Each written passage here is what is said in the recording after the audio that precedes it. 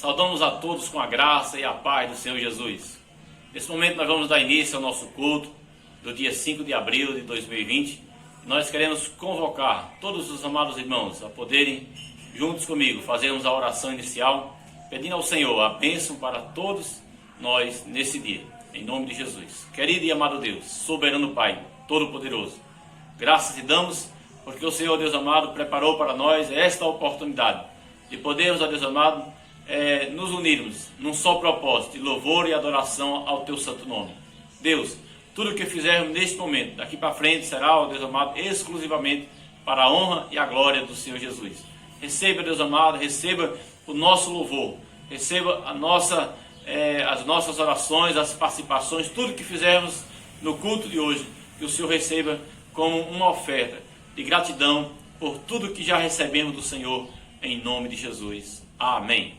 Que o Senhor Jesus Cristo possa estar te fortalecendo cada vez mais. Nesse momento nós vamos cantar um canto para deleite espiritual da amada igreja. Cada vez que a minha fé é provada, tu me dás a chance de crescer um pouco mais. Nas montanhas e vales, desertos e mares que atravesso me levam pra perto de ti. Minhas provações não são maiores que o meu Deus e não vão me impedir de caminhar. Se diante de mim não se abrirem os mar, Deus vai me fazer andar por sobre as águas. Compreendo em fé, minha vida se revestirá do seu poder. Compreendo em fé, com ousadia vou mover no sobrenatural. Vou lutar e vencer, vou plantar e colher. A cada dia vou viver, rompendo em fé. Cada vez que a minha fé é provada, cada vez que a minha fé é provada, me dás a chance de crescer um pouco mais. As montanhas e vales, desertos e mares que atravesso me levam pra perto de ti. Minhas provações não são maiores que o meu Deus e não vão me impedir de caminhar. Se diante de mim não se abrir o mar, Deus vai me fazer andar por sobre as águas. Rompendo em fé, minha vida se revestirá do seu poder. Rompendo em fé, com ousadia vou mover no sobrenatural. Vou lutar e vencer, vou plantar e colher. A cada dia vou viver, rompendo em fé. A cada dia vou viver, rompendo em fé.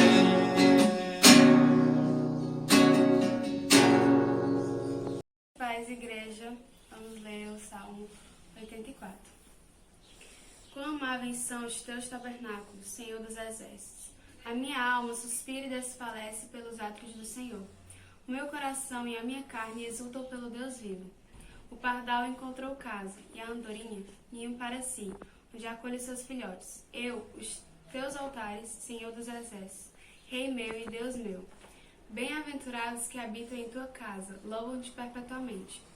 Bem-aventurado o homem cuja força está em ti, em cujo coração se encontram os caminhos aplanados.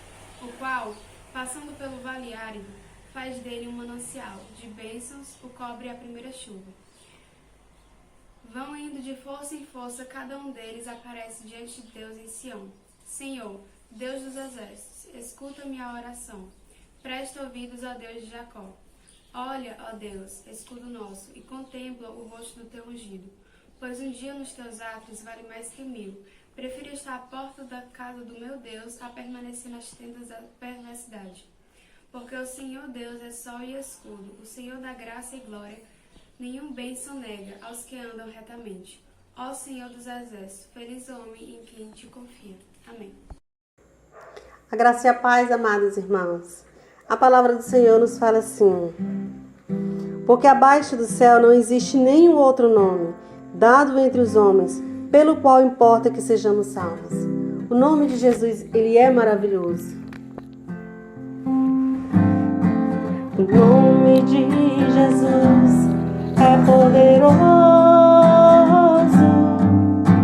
O nome de Jesus é sobre todos.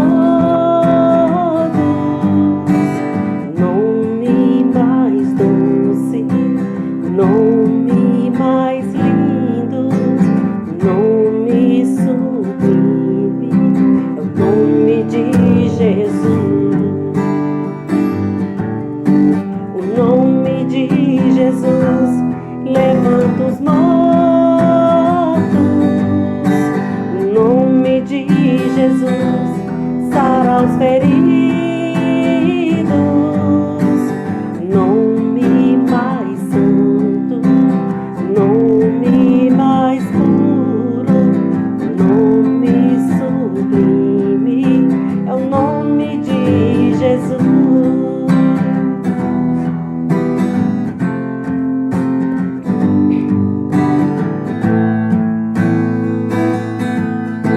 O nome de Jesus é poderoso.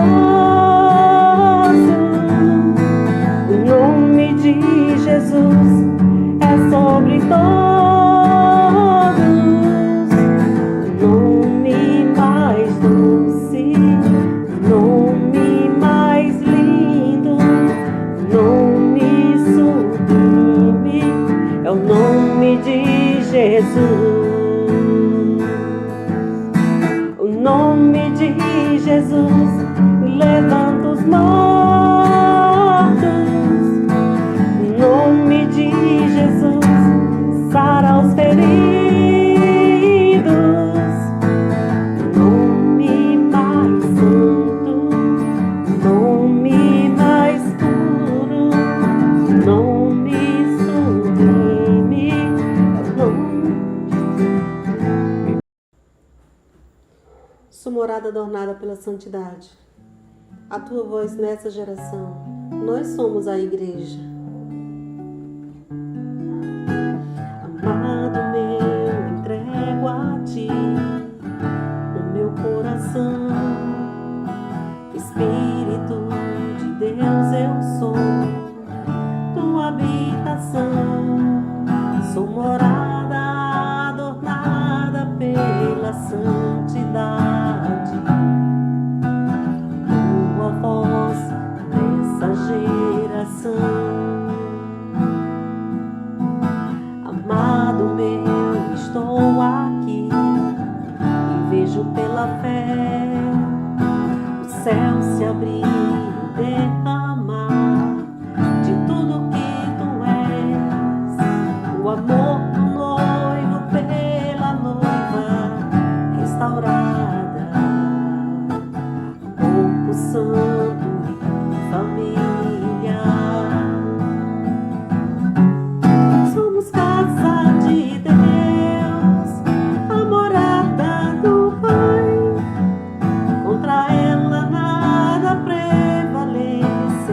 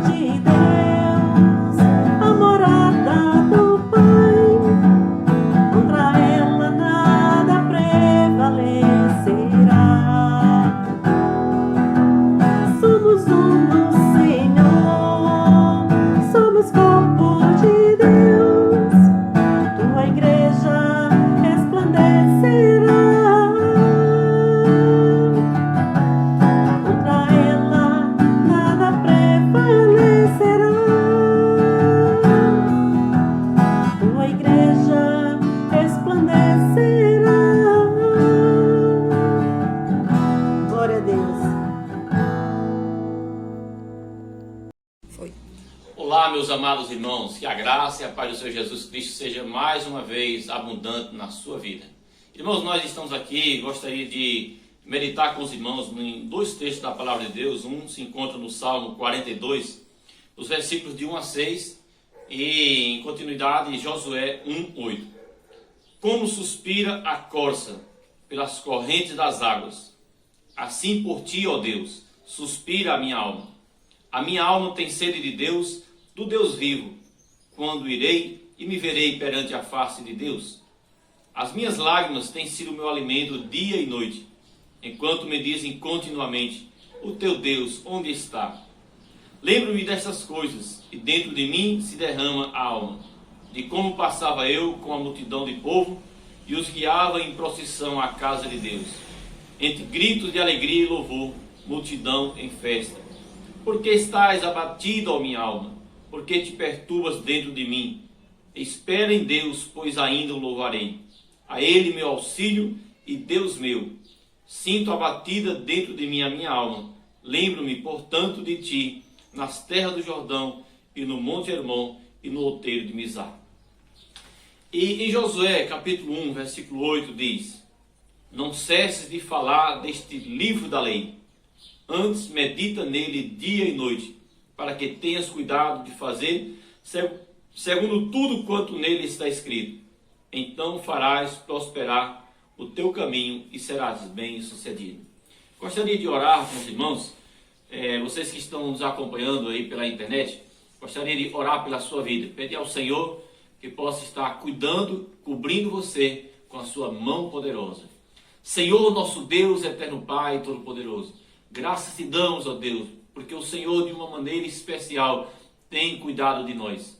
Obrigado, Jesus, porque o Senhor tem sido conosco, tem abençoado o teu povo, o teu rebanho. Eu quero pedir, ó Deus, a tua proteção para toda a tua amada igreja, para todos os teus servos que nesse momento estão nos acompanhando, estão orando conosco. Senhor, que o Senhor proteja, ó Deus amado, o teu povo de padecer desta enfermidade, e que a mão santa e poderosa do nosso Deus afaste de nós todos os riscos e perigos, em nome de Jesus Cristo. Deus, mantenha a tua graça, a tua unidade, ó Deus amado, no teu corpo. Abençoa, Deus amado, com que os teus filhos estejam cada vez mais se fortalecendo na fé e na comunhão. Assim nós os abençoamos em nome de Jesus Cristo. Amém.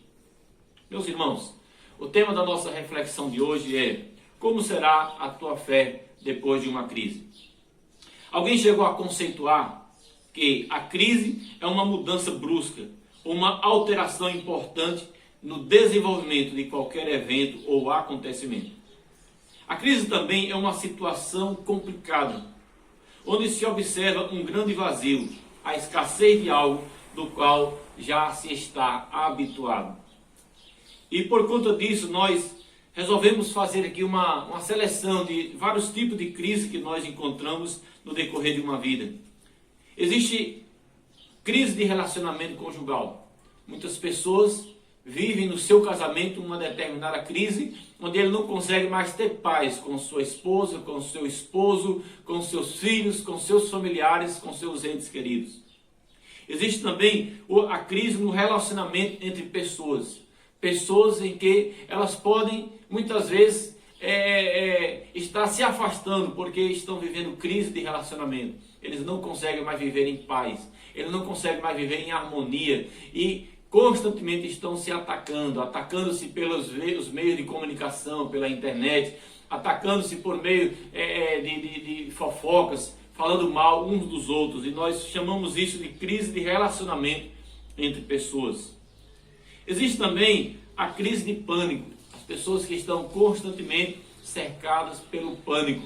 O medo de morrerem, o medo de serem assaltadas, estão com medo de não saberem se amanhã, no dia de amanhã, terão o pão de cada dia, se terão condições de pagar as suas contas, se serão mortos por conta de alguém que haverão de ceifar a sua vida. Existe a crise do pânico.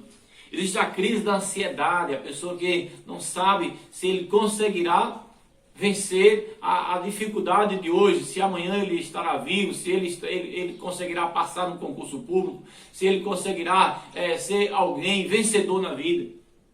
Existe também a crise financeira, é aquela que abate a pessoa porque ele perdeu o emprego. É a crise que faz com que a pessoa não consiga colocar em dia as suas contas.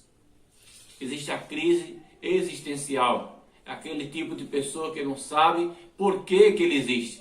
Ele não sabe por que ele faz parte de um determinado grupo de pessoas. Existe também a crise de identidade espiritual. É aquela pessoa que não sabe a qual Deus ele está servindo. Ele não sabe por que ele está naquela religião, naquela igreja, naquela fé. É o tipo de crise de identidade espiritual, entre outras crises que está muitas vezes assolando a humanidade. Uma pessoa ela pode atravessar várias crises distribuídas ao longo de toda a sua vida. Desde que ela nasceu, cresce, ela se tornou adulta, ela se tornou idosa, ela atravessa várias crises no decorrer de sua vida. Outras pessoas podem estar vivendo várias crises ao mesmo tempo.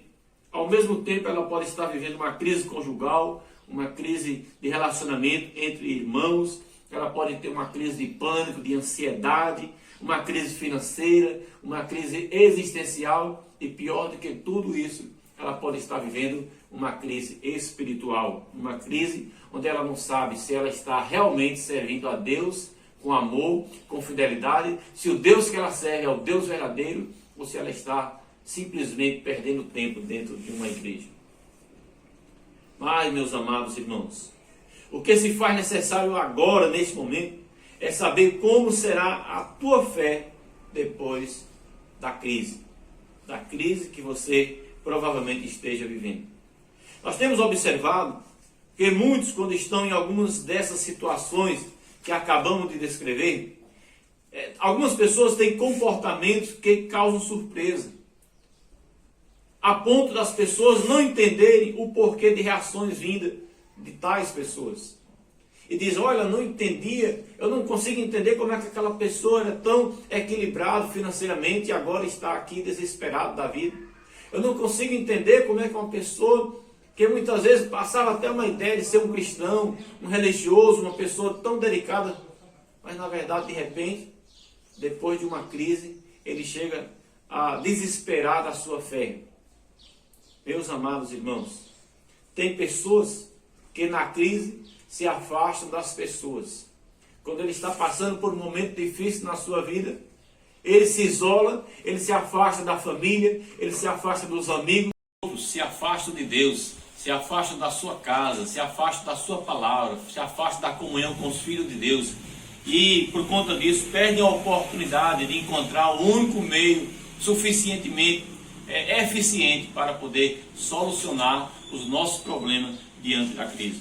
Mas, meus amados irmãos, ainda tem aqueles que não têm força nem para lutar e colocam fim na sua própria vida.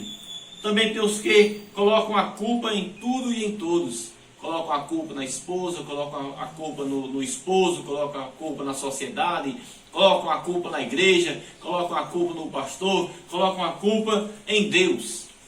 São pessoas assim que têm dificuldade de atravessar as suas crises. Mas graças a Deus, meus amados irmãos, porque ainda existe um grupo de pessoas que confiam na soberania de Deus. Esses não se afastam de Deus, não se desesperam, não procuram culpados, mas entendem que é hora de se chegar ainda mais perto de Deus. Porque pessoas assim confiam que estão em boas mãos. Só que, meus irmãos, para se ter uma fé dessa natureza, uma fé inabalável, é preciso fazermos algumas ponderações. E a primeira ponderação que eu faço para vocês é que você precisa avaliar como anda a sua fé antes da crise. Como estava a sua fé antes da crise. Muitos, quando tudo está bem, têm a falsa ideia de que não há necessidade de ter uma vida mais próxima de Deus. Vivem a sua vida da sua maneira, do seu jeito, não sentem necessidade de buscarem a Deus, não vêm à igreja, não vêm aos cultos de doutrina, não gostam de culto de oração, não gostam de escola bíblica dominical, vêm à igreja uma vez por mês e ainda acham que estão fazendo um favor para Deus. Alguns diminuem a importância da leitura bíblica, diminuem a importância dos cultos, diminuem a importância da comunhão com a Bíblia Sagrada, não gostam mesmo de jejuns, de vigílias, de consagração, de estarem mais perto do Senhor. E quanto aos que não estão em nenhuma crise, aqueles que quando não estão em nenhuma crise, se desviam da fé por inteiro, vivem na prática de pecados como se não soubessem que um dia terão que prestar conta dos seus atos na presença do Deus que julga com justiça e equidade e não deixará passar despercebido aqueles que se afastaram de Deus. Como estava a sua fé antes da crise? Faça essa avaliação e veja como você se preparou para enfrentar o momento de dificuldade que nós estamos atravessando na atualidade. Faça essa autoavaliação. Como era que estava a sua fé com Deus? Como era que estava a sua comunhão com Deus? E agora eu quero fazer a segunda ponderação. Você precisa refletir sobre como está a sua fé dentro da crise. Como está a sua fé agora? Nesse momento de dificuldade que o país se encontra, nesse momento de dificuldade que muitos perderam os seus empregos, nesse momento de dificuldade que muitos estão com medo se suportarão esta crise que está assolando a humanidade. Eu pergunto, como é que está a sua fé? A sua atitude neste momento tem a ver com a situação da sua fé antes da crise. A maneira como você reage dentro da crise tem a ver com a sua fé antes de entrar na crise. A palavra de Deus nos diz que o Egito, na época em que José era o administrador, diante de uma crise de fome que assolou toda a humanidade, o Egito conseguiu vencer, porque antes da crise já estava preparado com as suas reservas, com seus depósitos todos abastecidos. O apóstolo Paulo, antes de sair para exercer o seu ministério, que foi um ministério repleto de muitas dificuldades e adversidades, ele passou 3 anos de uma intensiva preparação com Deus. O apóstolo Paulo venceu, ele suportou dentro da crise, porque antes de entrar na crise, ele se preparou em comunhão, na oração, na meditação, e se preparando, ele foi capaz de vencer. Jesus, antes de exercer o seu ministério, ele também iniciou a jornada com muito jejum e muita oração.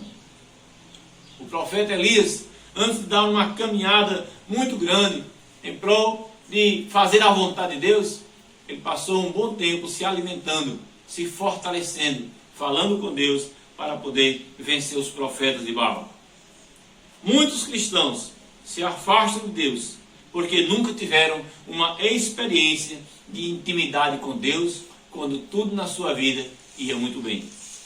Outros se afastam de Deus porque não procuram se envolverem com a sua obra quando estão longe das crises.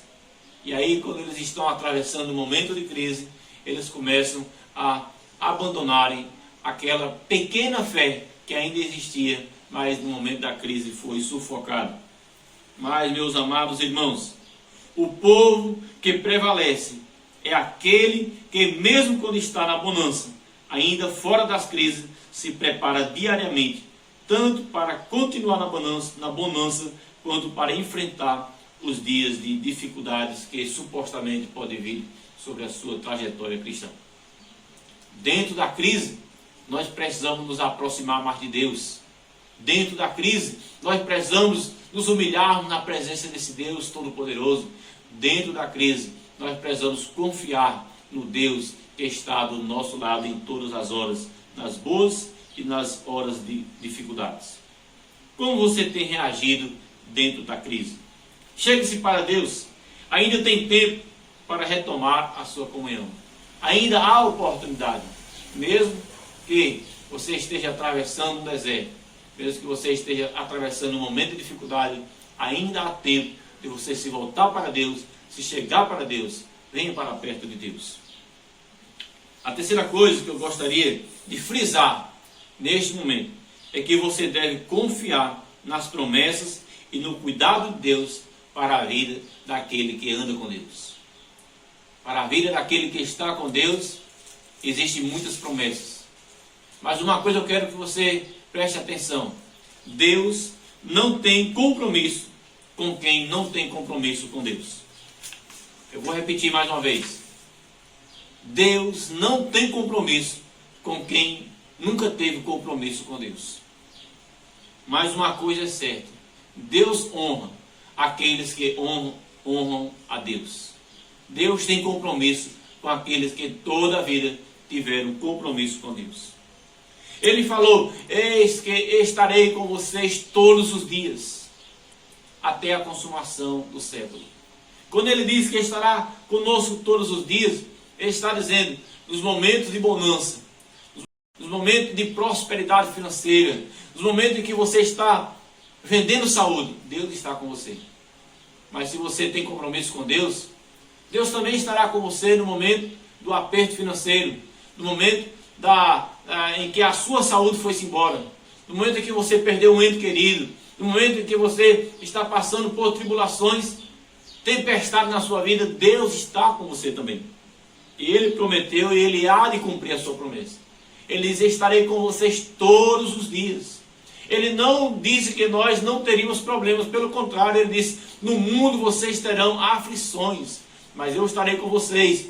Tenham bom ânimo, eu venci, vocês também vencerão. Na vida de um cristão, nada dá errado. Nada dá errado. Mas preste atenção, de que maneira que eu quero falar isso? Porque a palavra de Deus diz no livro de Romanos 8:28, todas as coisas cooperam para o bem daqueles que amam a Deus. Você ama a Deus? Nada pode dar errado. Ah, pastor, mas eu orei tanto por uma causa, eu busquei tanto a Deus e no final eu não consegui alcançar o resultado que eu pedi. Saiba de uma coisa, meu amado, se você estava com Deus, no final, as coisas que você viveu cooperaram para o teu bem. Deus sabe de todas as coisas, Deus é soberano e Ele está no controle das nossas vidas. Confie no Senhor. Confiar em Deus é o que nos traz firmeza no meio das tempestades. Quando os discípulos estavam dentro daquele barquinho, e a palavra de Deus diz que Jesus estava com eles na proa do barco, dando um cochilo, e a palavra de Deus diz que veio uma grande tempestade e começou a assolar o barco de um lado para o outro, e os discípulos começaram a se atemorizarem. Eles estavam ali naquele momento com muito medo, mas eles lembraram-se de Jesus, e eles passaram a confiar em Jesus. E eles chamaram por Jesus, e Jesus Cristo veio e deu uma ordem: acalma vento, acalma mar, acalma tempestade, e eles ficaram admirados. Uma coisa que eu aprendo com essa passagem é que Jesus Cristo estava com eles no momento da dificuldade, e eles confiaram em Jesus, e Jesus Cristo continuou com eles no momento da bonança. Descanse em Deus. Quando não se tem o que fazer, o melhor a fazer é descansar no Senhor e esperar pelo livramento do Senhor. E no final, glorifique ao Deus que nos dá a vitória. Porque a palavra de Deus nos ensina que toda honra e toda glória pertence ao Senhor, o Deus Todo-Poderoso. Se você se sair vitorioso diante desse momento de dificuldade, ao final, no momento da vitória, cante o hino dizendo para Deus: toda honra e toda glória pertence ao Senhor, que me fez triunfante na batalha. 1 Coríntios 15:57 diz: graças a Deus que nos dá a vitória por intermédio de nosso Senhor Jesus Cristo. É por intermédio de Jesus Cristo que nós obteremos as nossas vitórias. Eu quero concluir a minha meditação de hoje dizendo o seguinte: se você é um servo de Deus que se preparou antes da crise, e dentro da crise você continua se preparando, dentro da crise você é alguém que tem buscado a Deus, que tem buscado a Deus em jejum e oração, lendo a Bíblia, mandando áudios de evangelização para aqueles que estão desesperados, orando, intercedendo, eu quero dizer para você: continue fazendo isso, porque Deus está olhando para você, está cuidando de você e no momento certo há de te dar a vitória. Agora, meu querido, se você é alguém que não tinha prazer na comunhão com Deus, se você é alguém que não lia a Bíblia, se você é alguém que não frequentava os cultos, é provável que talvez você seja uma pessoa que nesta hora está com a consciência pesada. Neste momento, provavelmente, você está se sentindo culpado e dizendo: como eu gostaria de que a minha igreja estivesse aberta hoje para eu poder estar adorando ao Senhor na minha igreja. Talvez você esteja com a consciência culpada, pesando neste momento, porque você poderia estar dizendo: como eu gostaria de ter a oportunidade de ir para o culto de estudo da palavra, para ver o pastor ministrando a minha vida.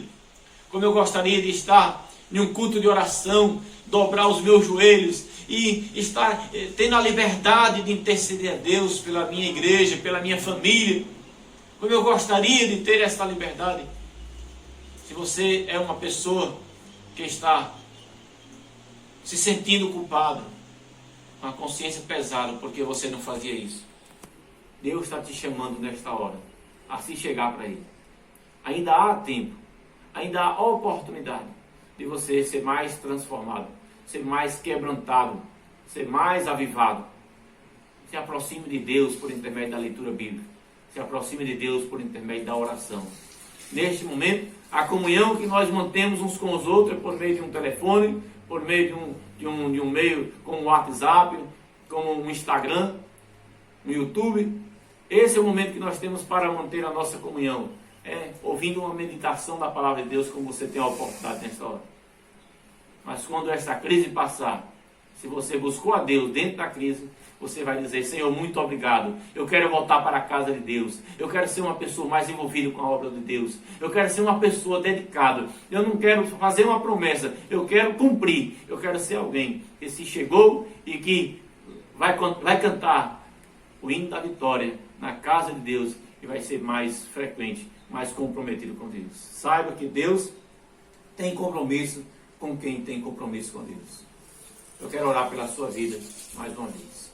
Senhor, nosso Deus, eterno Pai, neste momento eu te peço, ó Pai, que o Senhor olhe para todos os teus filhos, aqueles, ó Deus amado, que se prepararam, aqueles, ó Deus amado, que estavam constantemente na tua casa em oração, aqueles que estavam constantemente na meditação da palavra, indo para os cultos domésticos, indo para os cultos nos lares, indo, ó Deus amado, para culto de doutrina, culto de oração, de vigília, escola dominical. Deus, eu quero pedir que o Senhor fortaleça a fé dos teus servos, para que nada venha desanimá-los. Fazer, ó Deus amado, com que eles possam ter a confiança de que só em Jesus nós encontramos a vitória necessária para os nossos problemas.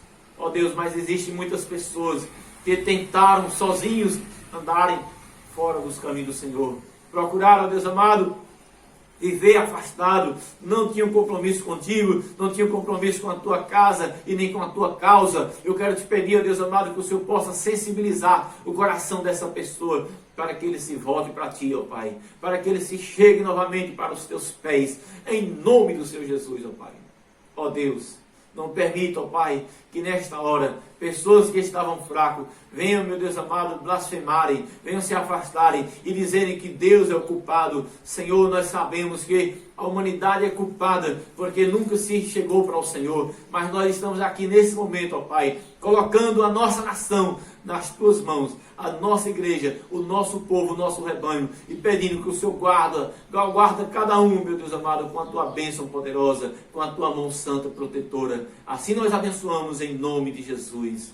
Amém e amém. Boa noite, eu saúdo a todos com a graça e a paz do nosso Senhor.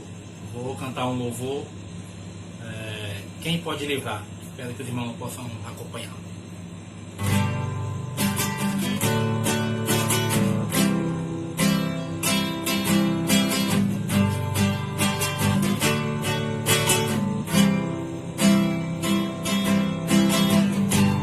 Quem pode livrar como o Senhor? Ele é poderoso para me guardar. Quem pode livrar como o Senhor? Ele é poderoso para me guardar.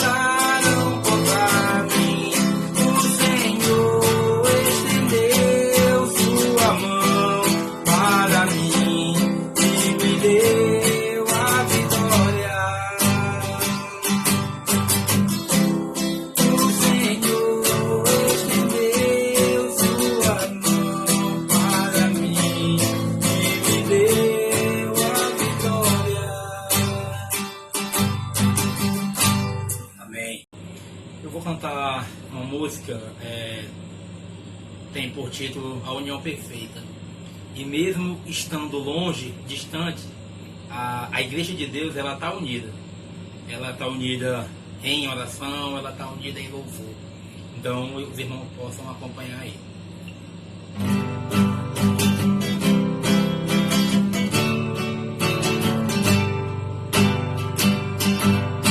A união perfeita é o que devemos ter para compartilhar a alegria de viver com Jesus. É o que faz a vida ser diferente a cada dia, só que a alegria. Eu amo você, sim, eu amo você. Eu amo você, sim, eu amo você. A união perfeita é o que devemos